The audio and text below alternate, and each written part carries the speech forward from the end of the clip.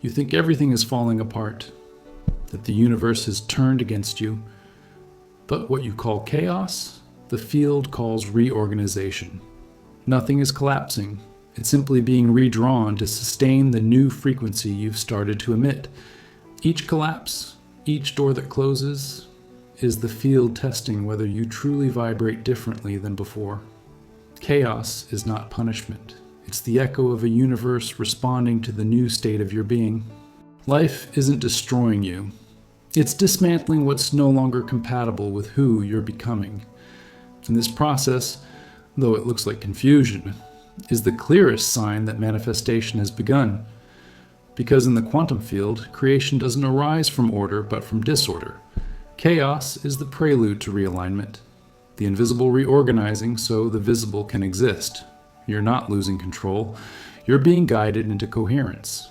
When everything seems out of place, remember, the universe doesn't make mistakes. It only moves the pieces you yourself activated. A lot has to go wrong before everything falls into place. Chaos is simply the sound of creation happening. Most people believe chaos is a sign that something is wrong, that when everything starts to unravel, the universe has abandoned them. But that's the great illusion. Chaos isn't the end. It's the secret movement of creation. Disorder is the language the field uses to reorganize the invisible. And when things fall out of place, the immediate impulse is to control, force, fix.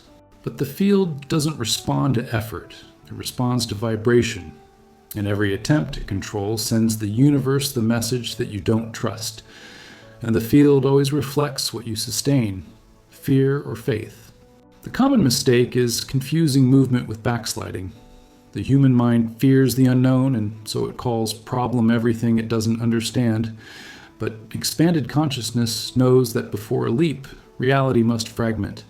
It's the collapse of old possibilities making room for new ones. Many believe manifesting is doing more, thinking more, wanting more. But the quantum field doesn't understand effort. It understands coherence. When feeling and thought contradict each other, the result is confusion. When they align, the universe responds in silence. No noise, no delay. What seems to be going wrong is, in truth, the field testing the consistency of your vibration. It asks, do you really believe in what you said you wanted? And if the answer is doubt, reality fragments, so you can see where faith is still missing. Losses aren't punishments. They're invitations to expand. Everything that disintegrates is clearing the way for what matches your new frequency. But the mind, addicted to control, calls it failure. The spirit, however, recognizes it, reordering. While you resist, the field reorganizes. While you lament, the universe calibrates. Pain is not the opposite of creation. It's life itself pushing you out of what has already expired. When chaos arrives, don't fight it. Observe. Breathe. Allow the field to redraw the design of your existence. Because what seems to be collapsing today is the very soil where the new will become real tomorrow. Chaos doesn't come to destroy your life. It comes to reveal who you are when everything that isn't true stops existing. Quantum physics reveals something the ordinary mind still resists accepting. Reality isn't something fixed. It's something that responds. The world isn't an unchanging stage. It's a liquid mirror, shaped by the observer. And everything you call life is, in fact, the vibrational reflection of your inner state. In the quantum field, nothing exists definitively. There are only possibilities, dancing in silence, awaiting your awareness. Each thought, each emotion, each intention acts like an energetic command that collapses one among infinite possible realities. That's how the invisible becomes matter. You don't manifest what you desire, you manifest what you are. The universe doesn't read words, it reads frequencies. It doesn't respond to what you ask with your mouth, but to what vibrates in your body. When desire and identity are misaligned, the field returns confusion. When they unite in coherence, the field responds with precision. That's why intentions only work when they become a state, when you feel as if it were already real, when mind, heart, and body enter into symphony. This coherence creates an electromagnetic signature the field recognizes instantly. And then the universe reorganizes everything so that it manifests. Manifestation isn't magic, it's physics. Energy moves according to the dominant vibration. If you vibrate doubt, you create uncertainty. If you vibrate gratitude, you create harmony. The field merely reflects what you sustain with faith. It doesn't distinguish belief from truth, it simply mirrors what is maintained with emotion. Every time you say, I am, the universe answers, yes. If you say, I am limited, the field obeys. If you say, I am abundant, it also obeys. There is no judgment, only correspondence. Creation is a vibrational dialogue between your consciousness and the whole. Everything you seek already exists in potential. The future isn't a distant place. It's a frequency waiting for alignment. When you change internally, the timeline changes with you. The field bends space, time, and matter to reflect your new vibration. The truth is simple and powerful. Reality doesn't happen to you, it happens through you. You're not the result of circumstances. You're the cause that generates them. And when this understanding stops being a concept and becomes experience, chaos ceases. Because the awakened observer understands the universe never failed, it only responded with exactness to your own frequency. Einstein said, time is only a stubbornly persistent illusion. And when you grasp that, you realize it isn't time that creates change, it's consciousness. The quantum field doesn't obey schedules, it responds to vibrational states. Everything you call future is only a possibility awaiting coherence. Chaos theory, formulated by Edward Lorenz, shows us that a small deviation in a system can generate massive transformations. A simple flap of wings alters the weather on the other side of the world. That's not just a poetic metaphor. It's the exact portrait of how consciousness acts on reality. One different thought, held with emotion, changes an entire destiny. Joe Dispenza teaches that the brain is the body's mirror, and that coherence between mind and heart creates new neural circuits, reprogramming the field around you. Science calls it neuroplasticity. Spirituality calls it faith.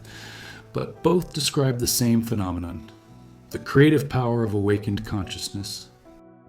When the Bible says, I am that I am, it isn't talking about religion, but about quantum identity. It's the declaration of unity between creator and creation. It's the recognition that the same principle that lights the stars is what pulses within you.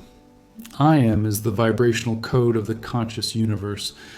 Each human emotion is a measurable frequency. Gratitude, love, and presence generate harmonic patterns in the heart's electromagnetic field. Fear, guilt, and resistance generate noise. Science can already record this, but what cannot be measured, and is still felt, is the impact these frequencies have on matter and on the timeline itself. Chaos arises when there's misalignment between thought, emotion, and action. It's the field trying to synchronize incoherent vibrations. Like an out-of-tune instrument, reality needs adjusting until everything resonates. That's why chaos isn't an enemy. It's a mechanism of cosmic recalibration. Everything modern physics discovers, the ancient masters already knew. They just used different words. Jesus said, if you have faith the size of a mustard seed, you will move mountains. Today, science would call that collapsing quantum probabilities through vibrational coherence. When reason and faith unite, wisdom is born. Science explains the mechanism, spirituality teaches the purpose. One reveals how the universe operates, the other, why it exists. And between the two, you find the power you've always had to create, realign, and manifest the reality you choose to sustain. Quantum physics doesn't contradict spirituality, it confirms it. The observer and the creator are the same being in different languages, and when this truth is felt, not just understood, the universe stops being a mystery and becomes communion. Imagine a garden. At first glance, it seems calm, predictable, orderly, but the real miracle happens before the beauty. Before the flower comes the breaking. The seed must split so that life can emerge. The earth must be turned, the soil must come apart, and in that instant, Chaos is the invisible gardener. The same happens within you. When everything seems to disorganize, it's the field preparing the soil of your existence for a new cycle of creation. The pain you feel, the losses you face, the changes you fear, these are the tools the universe uses to make room for the blooming of your next level of consciousness. If the seed could speak, it would call the breaking destruction. It would call the darkness of the soil abandonment. But the Creator knows that silence is gestation. The quantum field acts the same way. It undoes the old so the new can find room to be born. At first, the garden seems chaotic. Rains, winds, insects, falling leaves. But each element fulfills a hidden purpose. So it is with life. Chaos is only order revealing itself at another frequency. When you try to stop disorder, you also block renewal. The universe doesn't want your control, it wants your trust. Because only a gardener who trusts allows the seed to die so the plant can live. The field doesn't destroy what is yours, it only removes what cannot bloom alongside it. And when the earth finally settles and the light touches the soil, the invisible becomes visible, the flower is born. And then you understand, nothing went wrong. Chaos was merely the natural cycle of blooming. It was life in its purest form, turning darkness into color, silence into beauty, and fear into creation. There was a man named Elias. Outwardly, his life seemed stable, a good job, a comfortable home, a predictable routine. But inside, something no longer vibrated. He woke every day with the sense that something was ending, even without knowing what. And then chaos began. First came the loss of his job, then the end of a relationship. Certainties crumbled one by one until all that remained was silence. Elias looked around and saw only ashes, believing the universe had forgotten him. But what he didn't realize was that the field hadn't abandoned him. It was simply reorganizing his reality. In the days that followed, he tried to resist. He looked for solutions, insisted on restarting along the same paths, but nothing worked. It was as if all the doors closed at once. And at that limit, he stopped. For the first time, he didn't try to fix anything. He just breathed and observed. And the instant he did, something subtle happened. The weight disappeared. Fear, for a brief moment, dissolved. It was as if the silence spoke to him. A soft voice inside said, "This isn't the end. It's the field rewriting itself through you." Elias didn't understand with his mind, but he felt it with his heart. In the days that followed, he began walking aimlessly through this city, simply listening to his own body. That's when he found a small abandoned square overgrown with weeds and wildflowers.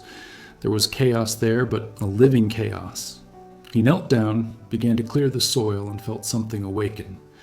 For the first time in a long time, he felt presence. Without noticing, Elias was rebuilding his inner garden. Each leaf pulled, each seed planted was an act of surrender. He no longer sought to control. He simply collaborated with the flow. And the more he surrendered, the more the universe responded. Effortlessly, new opportunities began to appear.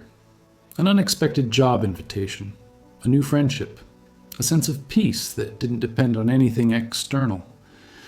Elias realized he didn't need to understand chaos, only cross it consciously. One morning, looking at the garden that had come back to life, he smiled. He finally understood that nothing was broken. Only what was incompatible with who he was becoming had fallen away. Chaos didn't destroy him. Chaos awakened him. Because the moment he stopped fighting the disorder, the universe stopped pushing. The field grew still. Life realigned. And the man who once saw chaos as punishment now saw it as the secret code of creation. Now bring this understanding into your own life. Think of the moments when everything seemed to fall apart. How many times did you believe the universe was punishing you when, in truth, it was merely preparing the ground? The first step is to invert that perception. Chaos isn't against you, it's shaping you for what you asked for. Step 1. Accept chaos. Stop fighting what is already in motion. Resistance only prolongs suffering. When something comes undone, allow it. Recognize there is an intelligence acting behind the disorder. Just as the gardener trusts the rain and time, trust the rhythm of the field. Chaos is the universe breaking structures that no longer support your new version. Step 2, observe without judging. The mind wants to interpret everything. It wants to find culprits, reasons, explanations. But the quantum observer doesn't react. It perceives. Each time you observe without resistance, the field stabilizes. You become the neutral point between energy and form, and it's from that point that reality begins to reorganize. Step 3, feel before you see. The new reality isn't born when you see it, but when you feel it. Close your eyes and feel the frequency of the life you wish to live. Don't ask, don't force. Simply feel as if it were already real. It's this vibrational coherence that signals to the field, I'm ready. Step 4, live in coherence. Manifestation happens when mind, heart, and body move in the same direction. When you think one thing, feel another, and act in the opposite way, the field gets confused. But when everything vibrates in unison, the universe aligns instantly. Live as if you were already the version you want to be. Speak, walk, and choose from that place. Step 5, give thanks in advance. Gratitude is the emotion that stabilizes the field. When you give thanks for what you don't yet see, you create a vibrational bridge between the invisible and the visible.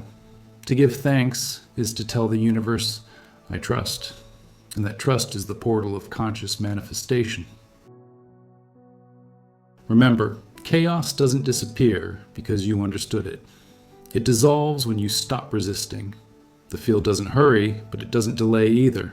It responds to the exactness of your vibration. The more you surrender, the more life flows effortlessly. The universe is sensitive to the state of presence. When you act from fear, it reflects fear. When you act from trust, it reflects the miracle. And what once seemed like a series of mistakes reveals itself as the perfect map of your awakening. So breathe. Stop trying to figure out chaos and start listening to it. It always brings a message. Something greater is being gestated in silence. And when you align with that silence, the entire universe organizes around your frequency. You were never lost. Not for a second did the universe forget you. The chaos that surrounded you wasn't punishment, it was precision. Each disorder was the field moving in response to your new vibrational state. While the mind saw collapse, the field saw expansion. While you saw ruin, the universe saw rebirth. The truth is that chaos never misses the address. It arrives exactly where the light needs to enter. It tears out old structures, breaks attachments, dissolves what no longer vibrates in tune. And in that process, the mind screams, the heart fears, but the soul smiles, because it recognizes the sound of transformation. The field never punishes, it only corrects frequencies. Each loss was a realignment, each detour a response to what you vibrated without realizing it. Nothing was random, everything was response. Chaos is the universe asking you, do you still trust when the plan seems to fall apart? When you stop resisting, something magical happens. Energy flows again. Fear dissolves, the mind quiets, and inner space opens. It's in that vacuum that the new is born. Because creation doesn't happen in excess. It happens in the empty, in the space between one thought and another, between oneself and the next. The universe is light. What creates the weight is the mind trying to control the uncontrollable. The field is fluid, obedient, exact. It only mirrors. When the observer vibrates chaos, the field reflects chaos. When the observer vibrates peace, the field responds with harmony. You are the mirror of your own creation. And then, suddenly, chaos becomes clarity. What seemed like loss reveals itself as liberation. What seemed like delay shows itself as preparation. And you finally understand that everything has always been in perfect order, just not the order your ego wanted. That's the moment the observer awakens and the creator takes their place. Chaos, which once frightened you, is now recognized as the most sacred instrument of creation. Now that you understand chaos, breathe. Let the body rest within this new perception. Nothing needs fixing, only understanding. The field is already at work, and all that once seemed like noise is realigning in silence. Chaos is not the end of the road, it's the crossing. It's the interval between the old and the new, the space where the universe calibrates your destiny. When you accept it, it stops being an enemy and becomes a bridge. Chaos is the secret corridor between who you were and who you're ready to be.